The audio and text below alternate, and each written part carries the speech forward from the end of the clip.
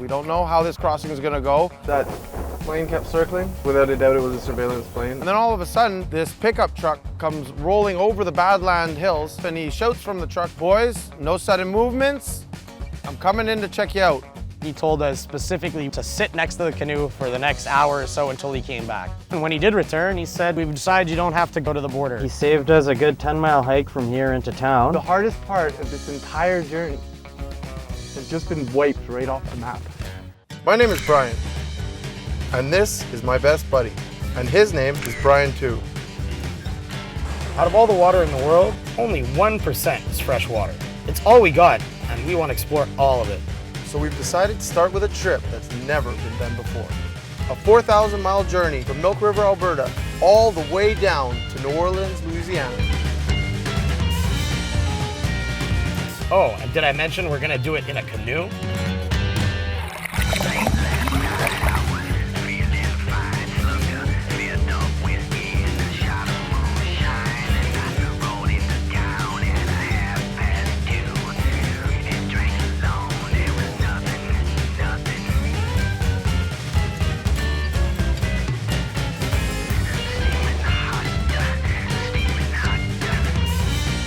Think we're crazy? You're right. We're the paddling Bryans.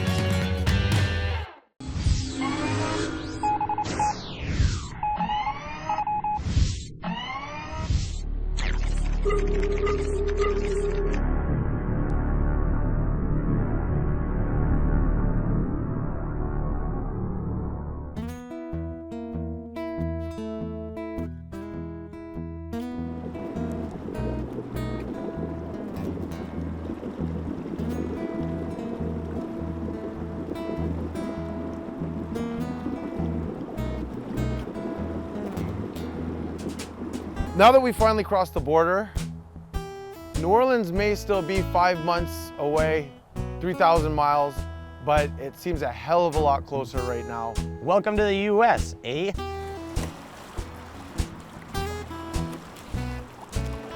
For some reason, it feels like we're just days away from New Orleans. This feels good. But in reality, we're still just at the beginning of our voyage.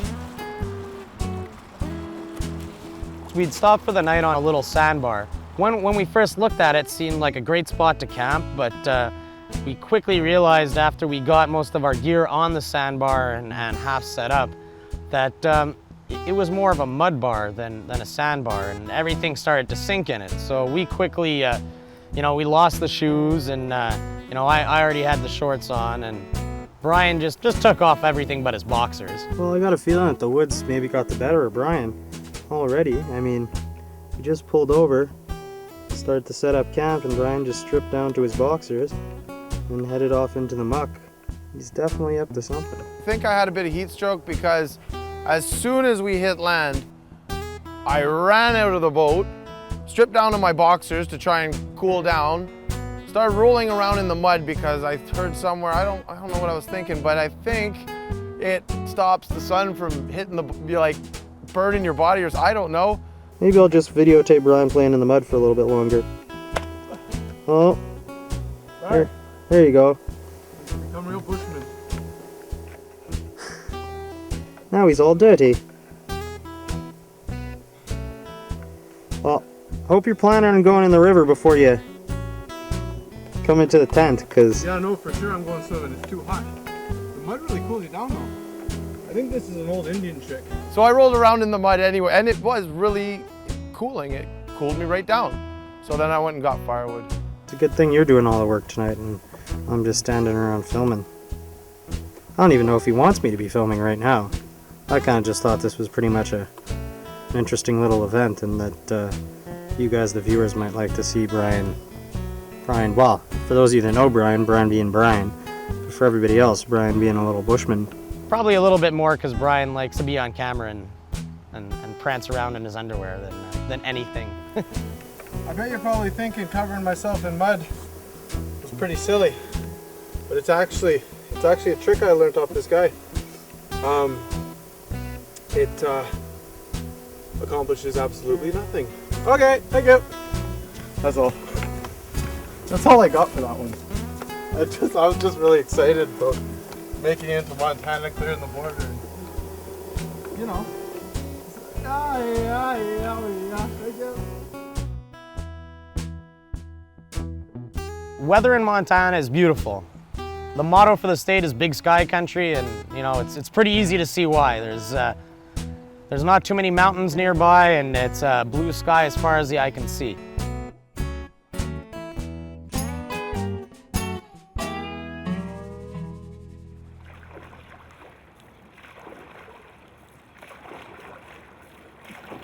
The Milk River finally opened out into to the Fresno Reservoir. Fresno Reservoir, hell, everyone's out boating. We showed up on a Sunday. This is beautiful. It was a beautiful reservoir filled with tons of people out on speedboats, jet skis, little fishing boats. We actually ran into a really friendly family that were out just for a day in their speedboat, and they offered to hook a line to us and tow us to the other side of the lake. Where are you headed?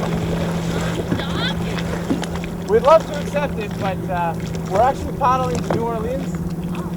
And we told ourselves 2 years ago when we planned this that we do it under our own power. Are you going there? Something to do. The only way we figured we could afford 5 months off work. That's actually the real reason. These are the kind of people I hope we keep encountering on the trip. Show them where we're at, Bry. This is the boat launch for the Fresno Reservoir. And this is the landfill dam. And there's the bridge over here, right over the actual dam. And we're just so happy to be back in civilization. And there's a chance we might be able to get some cold pops tonight and maybe even some ice cream. Who knows? This day is looking up. Stoked, buddy. For the first time in a while, I'm thinking we are going to make it to New Orleans, man. We're going to make it like ahead of schedule and under budget. Oh, yeah. Oh yeah.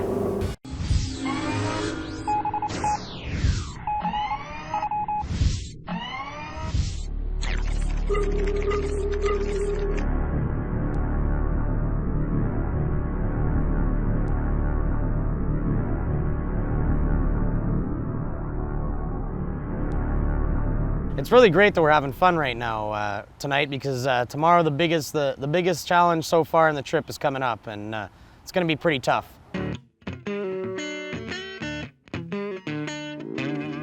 When we started off the day for the big portage, it's one of the hottest days we had got so far. Not a cloud in the sky as usual for Montana. This is it, buddy. Got that nervous feeling, like before a hockey game or a football game. The first 300 yards is pretty much all uphill on a dirt road, and by the time we got halfway up it, we started to wonder, are we going to be able to do this whole portage? We're gonna pick up a pretty good pace and then just give her a little jog, short steps. Just like football. At least this is the hardest part. We get it done right away. After this is downhill.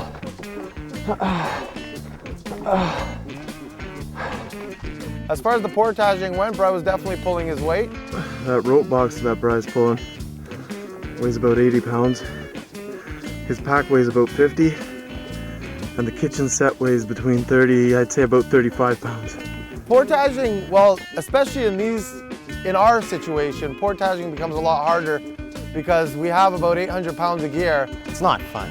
It's not like your average portage. It's really long and it's time consuming. And there's ups, there's downs, there's rough terrain. It just sucks. Not what I want to be doing with my day off the river. We've come to the end of our paved road. That was only about 200 meters of paved road. It was nice while it lasted. At least we're still on a downslope. We decided it was a good idea to strap the camera to the front of the boat on our really crappy tripod we had. And we ended up hitting some pretty rough terrain, and we were pretty sure that we were going to lose that camera right then and there. We're coming up on, whoa, holy shit. Okay, we're not going to do this. And at our first portage, ruining our only filming equipment to document our journey would have been gone. We were pretty worried about that. We're trying to hydrate like crazy. I mean, we got to stop every 5-10 minutes to hydrate. We're just losing water like mad. Hopefully we'll hit a lot more paved roads on our portages than dirt gravel ones like this. 'Cause this ain't too much fun. Portaging is a bitch. All right, we're at the beginning of the dam. Yeah. That's 2/3 at that bridge. How you feeling, buddy? I'm feeling tired, feeling hot as all hell. I don't think we bargained for being in the desert. And last I checked, Montana wasn't the desert, but god damn it, does it feel like the desert. We couldn't have done this trip without portaging because there's 8 major dams on this river, and there's no way around it. Oh, I can't wait to get back in the water, man. We're doing this huge portage, and now Brian's puking.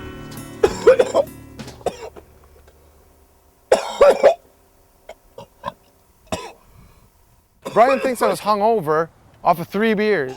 Like, Brian doesn't know me well, obviously. No, but it was just sunstroke. It was, hiking with all our gear, all the physical activity we had to do, and with that sun beating on you, I was puking from sunstroke. The effects of too much heat Oh yeah, and too much hard work. I think that's heat exhaustion, man. Yeah, it probably is.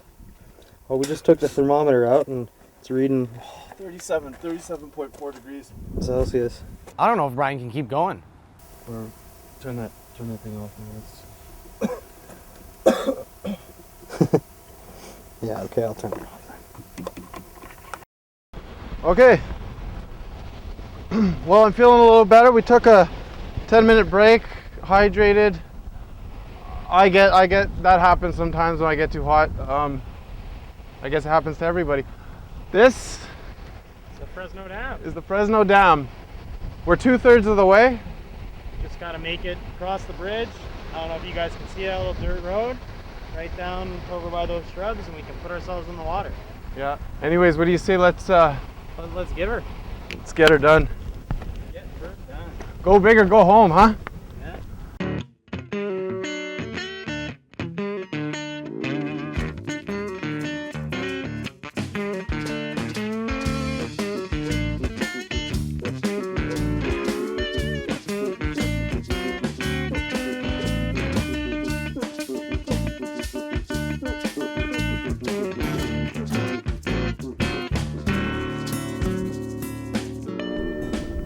Glad we finally made it though.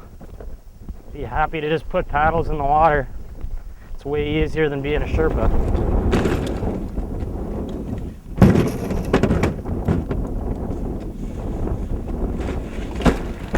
And that's how you hump 800 pounds of gear over a dam. We're just so happy that we decided not even to do that much more work today, and we're just gonna swim in the river, have a good time, and just enjoy our accomplishment. Okay, we just finished the first major portage and we are beat, tired, boiling hot, so we're gonna go cool off the Formula Canoe Way.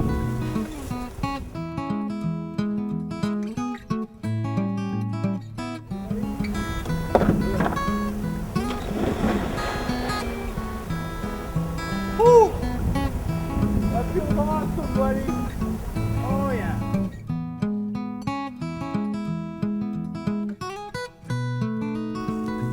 Three o'clock, 20 miles left to Havre. No problem. Okay, so we're just leaving the Fresno Dam, our first major portage.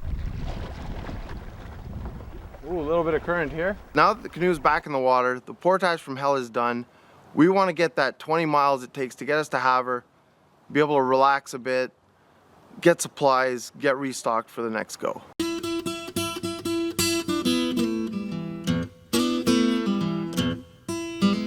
Now that things are starting to roll, I think it's going to go a lot quicker. I mean, we made this trip assuming nothing terrible happens and we don't hit Havre, but you know what? It looks like this one's in the bag. But we made this trip in 11 days.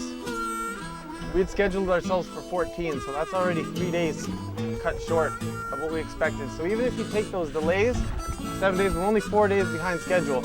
Everything's going great. We're making great distance after we left the Fresno Dam. Beautiful countryside, good current in the water. It's actually clean for once. And we make it around a bend, and out of nowhere, we see a big danger sign. What the hell does that mean? What's coming up? What's not on our maps now? Okay, so we're almost within the town limits of Havre. And I guess I spoke too soon there before, because Danger, no boating, swimming, or fishing beyond this point. We have a half hour till sundown. We wanted to make it to the train yards to camp there, right? Like, this totally sucks. The word danger doesn't usually mean something good's gonna happen.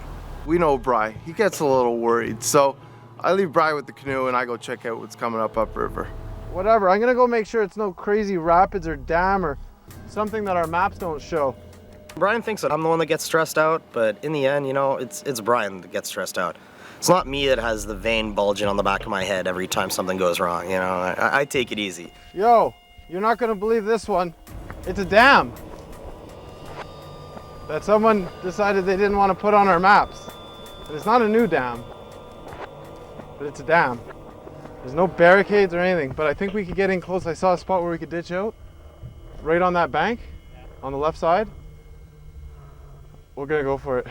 It's not the biggest dam in the world, but it's too big for us to take the canoe over it. So, as usual, we're gonna have to take everything out in Portage. Great, another Portage. We got what? 20 minutes till sundown. We're gonna be working in the dark tonight. You know, I'm trying to think, whose job was it to notice this dam?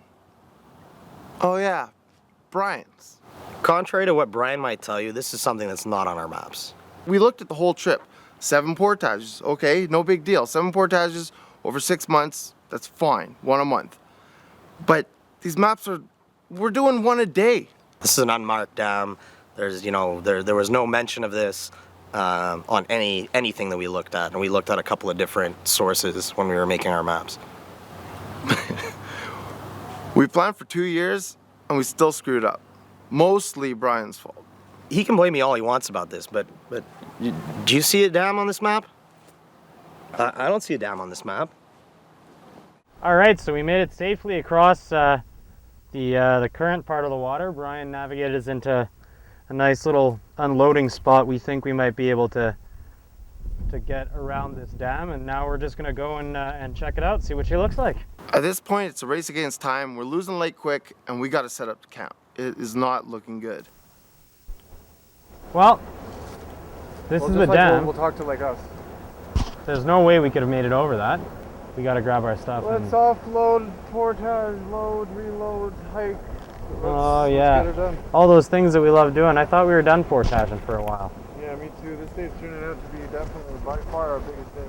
Yeah. Okay. Well, let's go get her done. We have so much gear. It's just, you know, maybe less than 100 feet, but it's gonna take so long to move this 800 pounds of gear, and already we're running out of light. We don't have time for this.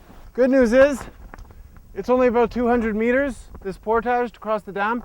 Bad news is, it's 8:30, the sun just went down. We have to offload everything, which takes about a half hour, load everything, which takes about a half hour, and 10 trips back and forth, which adds up to 1 kilometer. So we're gonna be doing a night run for the next 5 kilometers into town center, Bry.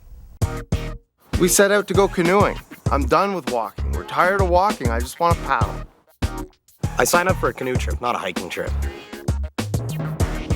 Guaranteed it's pitch black by the time we get on the river again. Regardless, we're just gonna have to deal with it. We have to get to Havre tonight, and it's starting to look like we're not gonna have enough light, and we're gonna have to start canoeing in the dark. As you can see, stars are starting to come out. You can probably barely see us. Lighting for night shots is one thing that we don't have. Our light that was supplied for us was a plug-in. You needed an outlet, so we don't have night shots that well. We have traded the sunglasses in for night lamps. There you go. You get the bright one because you're the leader. We had to canoe after dark. We had to pull a night run, and we're not prepared for anything like that. We don't have night vision. You can't canoe a river you don't know, you've never been down, in pitch black. You really can't see anything on the water. All right, buddy, let's go. Midnight run for me to canoe now. Canoeing at night, nobody should canoe at night.